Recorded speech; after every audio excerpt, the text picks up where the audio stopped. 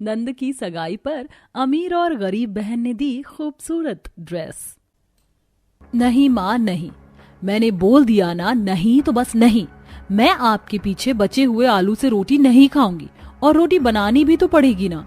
दीदी सिलाई मशीन पर बैठी हुई हैं, मैं कुकिंग नहीं करूंगी। आप मुझे पैसे दो, मैं तो बाहर से ही कुछ मंगवा कर खाऊंगी। बेटा, तेरी मासी के यहाँ मुझे अचानक जाना पड़ रहा है। पहले से पता होता तो मैं पैसों का इंतजाम भी कर लेती। अब इस तरह अचानक से मैं तुझे कैसे पैसे दूं? आज एडजस्ट कर लेना, आज कैसे भी पेट भर लेना। दीदी को बोलकर रोटी बनवा लेना। नहीं माँ जी, मुझे तो 500 रुपए चाहिए। माँ रुको माँ, क्या बात है, ऐसे क्यों चिल्लाती हुई आ रही है? माँ, आप आज मासी के यहाँ जा रही हो ना? देखो, मैंने सिलाई करके मासी के लिए अपनी जैसी ही ड्रेस बनाई है। वो मैंने उनकी शादी में अनारकली पहनी थी ना, तो जो मासी को बहुत ज्यादा पसंद भी आई थी, वैसे ही उनके लिए सिली है। ये भी ले जाओ। ला दे। कलाकार, तू तो बस ऐसे ही काम करती रहा कर। अच्छा, इसे देखना, ज्योति को मैं कब से बोल रही हूँ कि घर में जो आलू की सब्जी है उसी को रोटी से खा लेना, लेकिन ये मान ही नहीं रही है। 500 रुपए चाहिए। अरे माँ, आपको कुछ देने की जरूरत नहीं है। रसोई में ब्रेड है ना, मैं सब्जी और ब्रेड से इसको ब्रेड रोल बनाकर दे दूंगी। देखना, इसे बहुत पसंद आएंगे। ये हुई ना मेरी आस्था वाली बात। देख ज्योति, कुछ सीख अपनी बहन से। सिलाई में भी आगे है और कम खर्च में अच्छी चीजें बनाना भी जानती है। चलो, अब मैं चलती हूँ, ध्यान से रहना। सीमा ऐसे बोलती हुई चली गई। ज्योति पहले तो अपनी बहन से जल रही थी, क्योंकि उसकी वजह से उसे पैसे नहीं मिल पाए थे। लेकिन जब आस्था ने जुगाड़ से ब्रेड रोल को बनाया तो उसका मूड उन्हें खाकर कुछ अच्छा हो गया। वैसे ये दीदी हमेशा अपनी सिलाई मशीन और कंजूसी की मदद से माँ से तारीफ पाने में कामयाब हो जाती हैं, और एक तरफ मैं हूँ जिसको कभी किसी चीज पर तारीफ ही नहीं मिलती। कहीं ससुराल में भी ऐसा ही ना हो कि मेरी सास बस दीदी की ही तारीफ करे और मैं पीछे रह जाऊं। वैसे भी हम दोनों बहनों की शादी एक ही घर में होने वाली है। नहीं, मैं ऐसा नहीं होने दूंगी। प्यारी दीदी, आप विदा तो मेरे साथ ही होगी, लेकिन ज्यादा दिन आपको अपने साथ टिकने नहीं दूंगी। ज्योति ने आस्था को ससुराल में सताने का मन बना लिया था। ज्योति और आस्था दोनों बहनें थीं, जिनमें ज्योति का मिजाज बिल्कुल अलग और आस्था का बिल्कुल अलग था। आस्था बहुत ही हिसाब से चलने वाली लड़की थी, तो ज्योति को बस दिखावे का शौक था। ऐसे ही सिलसिला जारी था, और वो दिन भी आ गया जब दोनों बहनों की शादी हुई। वैसे तो दोनों बहनों का ससुराल एक ही था, लेकिन दोनों के पतियों के काम में काफी ज्यादा अंतर था। ज्योति का पति विराट अच्छा पैसा कमाता था, तो वहीं तरुण बस खेती बाड़ी से ही कमाई करता था। आज दोनों बहनों की संदूक खुलाई की रस्म थी। अरे वाह, मेरे घर बहुएं आते ही कितनी रौनक है। वर्षा, आज तो तेरा दिन है। खुलवा अपनी अपनी भाभियों का संदूक और जो तुझे अच्छा लगे वो मांग ले। उम्मीद है मेरी भाभियां मेरी इस रस्म के लिए कुछ अच्छा ही सामान लेकर आई होंगी। पहले मैं बड़ी भाभी का संदूक खोलूंगी। वर्षा ने पहले अपनी बड़ी भाभी आस्था का संदूक खोला, जिसके अंदर से उसे भीतर ही सुंदर सूट मिला, जो कि आस्था ने खुद सिला था। कैसा लगा तुम्हें ये तोहफा वर्षा? इस सूट को मैंने खुद अपने हाथों से बनाया है। बहुत ही ज्यादा प्यारा है भाभी, सच में। चलिए, अब मैं ज्योति भाभी का खोलूंगी। मैंने तो पहले ही इसमें ब्रांडेड ड्रेस रखी है। आज तो मैं दीदी को अच्छे से सबके सामने नीचा दिखाऊंगी। मैं खोल रही हूँ भाभी। हाँ, खोलो। वर्षा ने जैसे ही ट्रंक खोला तो उसमें एक बहुत ही सुंदर ब्रांडेड शॉर्ट ड्रेस थी, जिसको देखकर वर्षा का दिल गार्डन गार्डन हो गया। और अरे वाह, ये तो बेस्ट है। मुझे लगा जब गिफ्ट देना ही है तो दिल से देना चाहिए, ये नहीं कि कंजूसी से उसे घर में ही बना दो। मैंने तो दिल खोल कर लुटाया। ज्योति ने अपनी बहन की बात मानकर वहां आस्था को शर्मिंदा कर दिया।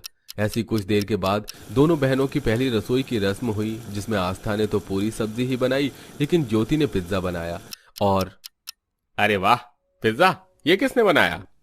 जेठ जी, ये पिज्जा मैंने बनाया है। खैर, वैसे मुझे लगा कि पूरी सब्जी ये सब तो पुराना है, इसको कौन ही खाएगा। पिज्जा बना देती हूँ। इसमें पैसे तो खूब उठ गए, लेकिन आप सभी शौक से इसको खा लोगे तो फिर बस मुझे और क्या ही चाहिए। खाइए, जिसको जितना खाना हो खाइए। बहुत बढ़िया मेरी बहू, आज तूने दिखा दिया कि तू मेरी बहू है। सच में मैं तुझसे बहुत ज्यादा खुश हूँ। इसमें क्या खास है? आलू की सब्जी और पूरी, कौन खाएगा इसको? मैं खाऊंगा ना माँ, मैं खाऊंगा इसको। कोई भी आस्था का खाना बनाया हुआ तैयार नहीं था खाने को। सभी ने पिज्जा ही खाया, सिवाय आस्था के पति तरुण की। आज के दिन से ही ज्योति ने अपने लिए परिवार में ज्यादा जगह बनाना शुरू कर दिया था। ऐसे ही लगभग एक हफ्ता गुजरा और आज के दिन आस्था अपने हाथों से बैठी हुई अपने परिवार के लिए सिलाई कर रही थी। ये आखिरी सिलाई भी हो गई। माँ जी के और वर्षा के लिए मैंने ये सूट सिले हैं। उम्मीद है कि गर्मी के हिसाब से उन्हें पसंद आ जाएंगे। उन्हें दिखा कर आती हूँ। आस्था खुशी खुशी सूटों को दिखाने के लिए गई, लेकिन क्या दीदी, हाथ से आड़ी टेढ़ी सिलाइयाँ निकालकर आप खुद को बहुत महान टेलर समझने लगी हो क्या? इसको पहनकर मेरी ननद और माँ जी बाहर निकलेंगी। आपसे अच्छा तो इनके लिए ऑनलाइन कपड़े ऑर्डर कर दूंगी मैं। हाय मेरी प्यारी बहू, सुना तूने आस्था क्या बोला ज्योति ने? हम ये बेकार के कपड़े नहीं पहनेंगे। धीरे धीरे ऐसे ही ज्योति आस्था के लिए सभी के दिमागों में जहर घोल रही थी। देखते ही देखते ऐसे ही दिन गुजरे और जब ज्यादा ही कुछ इस तरह की बातें हुई तो एक दिन वो भी आ गया जब सुषमा ने आस्था और तरुण को अपने घर से निकालकर खड़ा कर दिया और वो अब बस घर में ज्योति, विराट और वर्षा के साथ रहती थी। सुनिए जी, आपने तो अपनी हस्ती मिटा दी अपने भाई को पढ़ाने में और आपके भाई ने आपको ये सिला दिया। खैर, मैं ये बात नहीं करने वाली थी। मैं तो आपको ये बताती कि वर्षा को देखने का लड़के वाले आए थे। बोले कि लड़की तो उन्हें पसंद है लेकिन वो बिना सगाई किए शादी नहीं करेंगे। अब एक हफ्ते बाद सगाई है और लड़के वालों ने बोला है कि दुल्हन को बहुत ही अच्छे से तैयार करना, बहुत ही सुंदर ड्रेस पहनाकर। तो मैं सोच रही थी कि क्यों ना वर्षा के लिए मैं ही एक ड्रेस बना दूं। ठीक है, कितने पैसे चाहिए बता देना। अरे बाबा, तुम क्यों टेंशन लेती हो? मैं दिलवाऊंगी ना तुम्हें एकदम ब्रांडेड ड्रेस, कितनी भी महंगी क्यों ना हो। बस तुम बता देना कि कौन सी पसंद आई। एक तरफ आस्था वर्षा के लिए घर में ही ड्रेस बनाने का इरादा लिए हुए थी तो वहीं दूसरी तरफ ज्योति भी वर्षा को खूब चढ़ा रही थी। कुछ देर बाद वर्षा ने ज्योति को ड्रेस पसंद करके बता दी, जिसके बाद बड़ी सुंदर सुंदर ड्रेसेस पर नजर थी उसकी, लेकिन मैंने अपनी शादी में इतना सुंदर कुछ नहीं पहना तो इसको कैसे पहनने दूं? मैंने आखिर उसे सड़ी हुई सी ही ड्रेस पसंद करवा दी है। अब इसको डुप्लीकेट ब्रांड से निकाल कर बुक करूंगी तो ज्यादा पैसा खर्च नहीं होगा। एक तरफ ज्योति ऐसे सोच रही थी तो वहीं दूसरी तरफ ये लैवेंडर कलर की नेट और व्हाइट पर्ल बहुत ही प्यारे लगेंगे।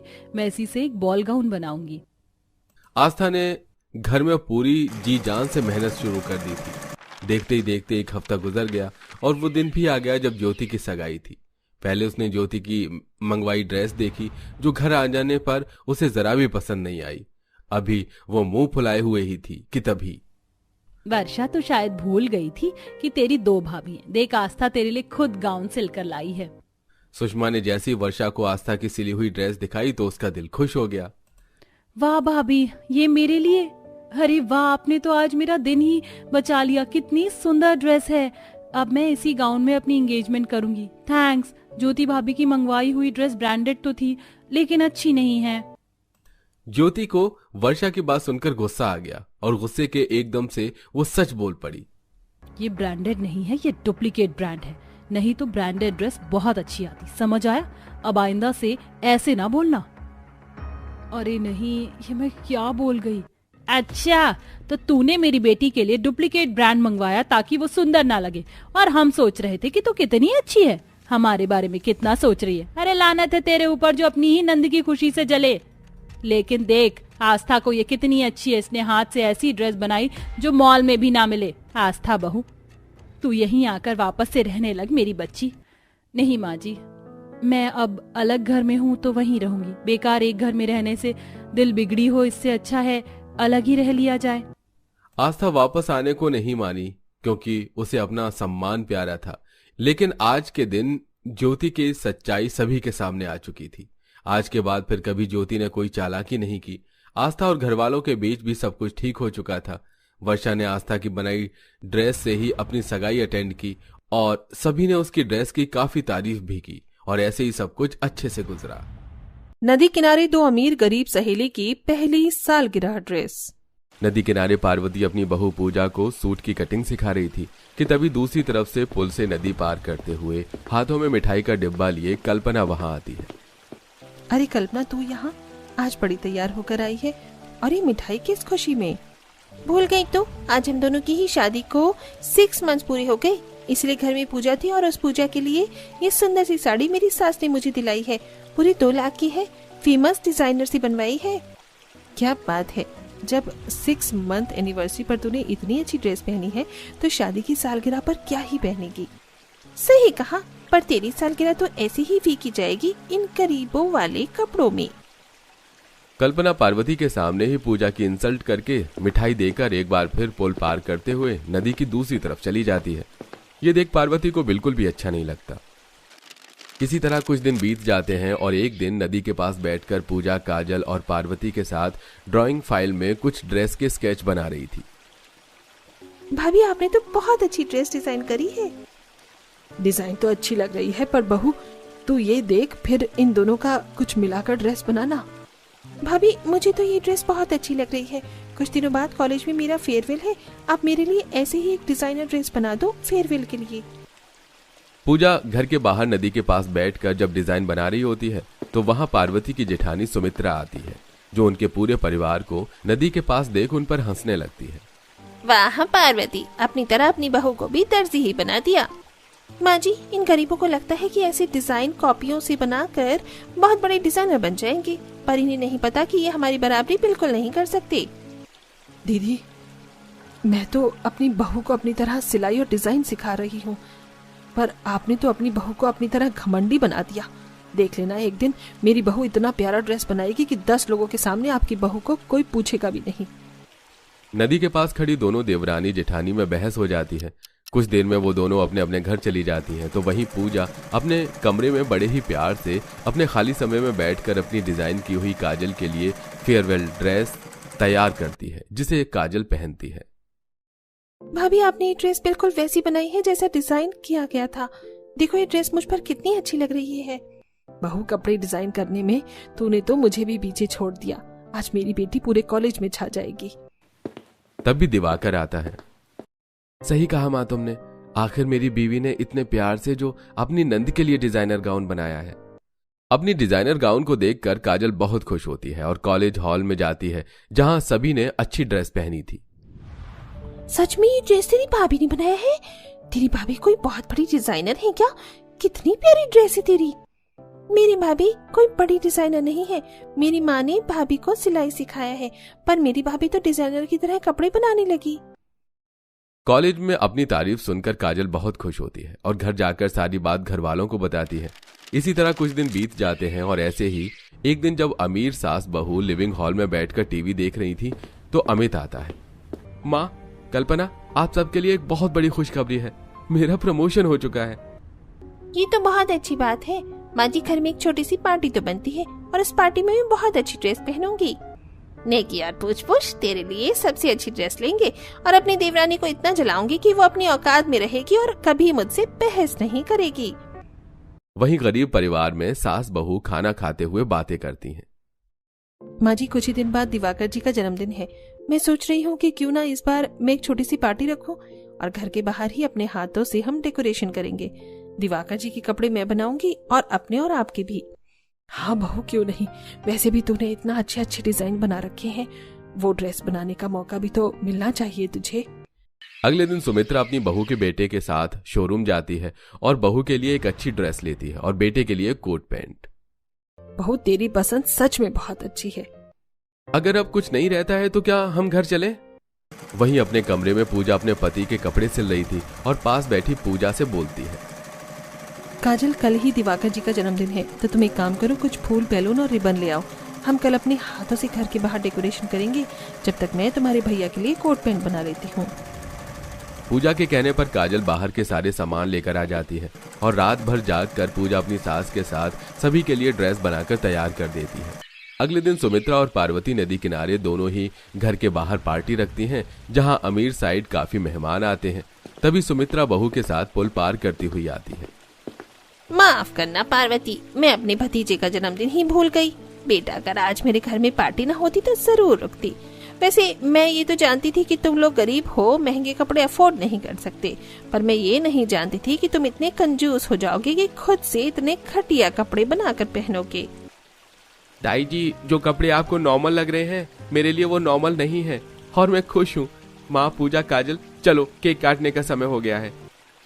अरे बहन, क्यों हर समय अपनी गरीब देवरानी को नीचे दिखाने में लगी रहती हो?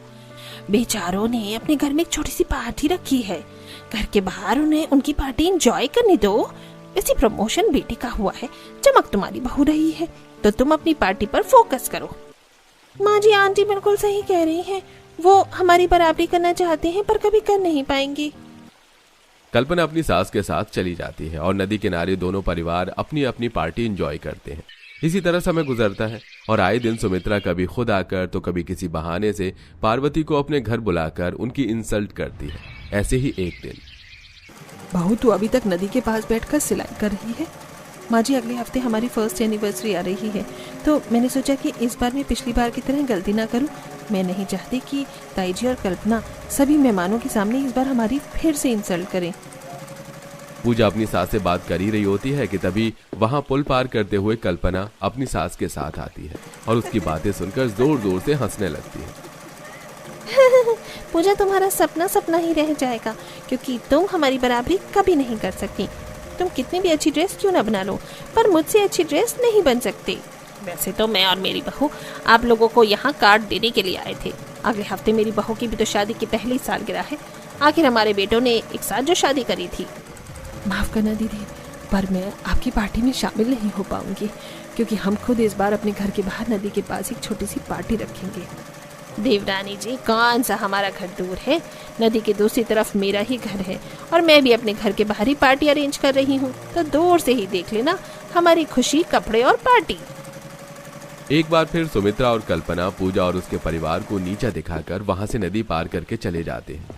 देखते ही देखते एक हफ्ता बीत जाता है और इन एक हफ्ते में पूजा अपनी ड्रेस के साथ काफी ज्यादा मेहनत करती है और अपनी सालगिरह की ड्रेस तैयार करती है और एनिवर्सरी का दिन आ जाता है, जहां अमीर घर के आगे बहुत अच्छी डेकोरेशन थी। सुमित्रा बहन, नदी के पास घर होने का बिल्कुल सही फायदा उठाती हो तुम। नदी के बिल्कुल पास में तुमने कुर्सी टेबल लगा रखा है ताकि मेहमान आराम से खाना खा सकें। ये लाइट, ये सजावट, सब कुछ कितना बढ़िया लग रहा है। वैसे तुम्हारी बहू और बेटे कहाँ हैं? उनको बोलो जल्दी से आकर अपना केक काटे, 9 बज चुके हैं। बहन, तुम्हारी जेठानी को देखो, उसने कितनी अच्छी सजावट करी है। उसके सामने तुम्हारी सजावट तो कुछ भी नहीं है। कहीं ऐसा ना हो कि आज भी तुम्हारी इंसल्ट हो जाए। और उनके कपड़े भी काफी महंगे लग रहे हैं। तुम्हें अपनी पार्टी घर में या कहीं दूसरी जगह करनी चाहिए थी। आंटी, वो अमीर है पर हम गरीब हैं, फर्क तो दिखेगा ही ना। बस इस चीज के डर से कि हम उनकी बराबरी नहीं कर सकते, हम अपनी खुशियां तो बर्बाद नहीं कर सकती ना। और रही कपड़ों की बात, मेरी भाभी ने इतनी प्यारी ड्रेस बनाई है कि आप खुद हैरान हो जाओगे। काजल ये सब कुछ बोली रही होती है कि तभी उन सब की नजर कल्पना पर पड़ती है, जो बहुत ही प्यारी ड्रेस पहनकर अपने पति का हाथ पकड़कर बाहर आती है। वो देखो काजल बेटा, तुम्हारी दूसरी भाभी, लगता है लाखों का कपड़ा लेकर आई है। कल्पना बहू, इस ड्रेस में तो तू बिल्कुल चांद का टुकड़ा लग रही है। लोगों की तारीफ सुनकर कल्पना काफी खुश होती है, पर तभी अपनी ड्रेस पहनकर अपने पति के साथ पूजा बाहर आती है और वहीं से जब सबकी नजर पूजा पर पड़ती है तो सब हैरान हो जाते हैं। सुमित्रा बहन, लगता है तुम्हारी देवरानी के हाथ में जादू छड़ी लग गई है। कहने को इतने गरीब हैं और कपड़े इतने महंगे। उसकी बहू के कपड़े तो तुम्हारी बहू से महंगे लग रहे हैं। मैं तो चली पास से देखने। काजल बेटा, तुमने सही कहा था, तुम्हारी भाभी ने तो हम सबको हैरान कर दिया। बहू, ये ड्रेस तुम पर बहुत अच्छी लग रही है। तभी एक औरत पुल पार करते हुए बोलते हुए आती है। पूजा बहू, आज तो तुम सच में कमाल लग रही हो। हमें भी बताओ कहाँ से लेकर आई ये ड्रेस। मैं जानती हूँ तुमने भी मुझे पार्टी में इनवाइट किया था, इसीलिए देखो अब मैं तुम्हारी पार्टी अटेंड करने के लिए आ रही हूँ। मैंने ये ड्रेस कहीं से ली नहीं है, बस अपनी सास की मदद से मैंने खुद अपने लिए ड्रेस डिजाइन करी है। अगर तुमने खुद डिजाइन करी है तो मैं तो तुम्हें यही कहूंगी कि तुम डिजाइनर बन जाओ। चिंता मत कीजिए आंटी, बहुत जल्द मेरी बीवी एक बहुत बड़ी डिजाइनर ही बनेगी। पूजा की ड्रेस देखकर धीरे धीरे सभी लोग कल्पना की पार्टी छोड़कर पुल पार करते हुए पूजा के पास आते हैं और उसकी पार्टी को अटेंड करते हैं। ये सब देख कल्पना अपनी पार्टी छोड़कर मुंह बनाकर घर में चली जाती है और पूजा अपने परिवार के साथ अपनी पार्टी काफी अच्छे से एंजॉय करती है।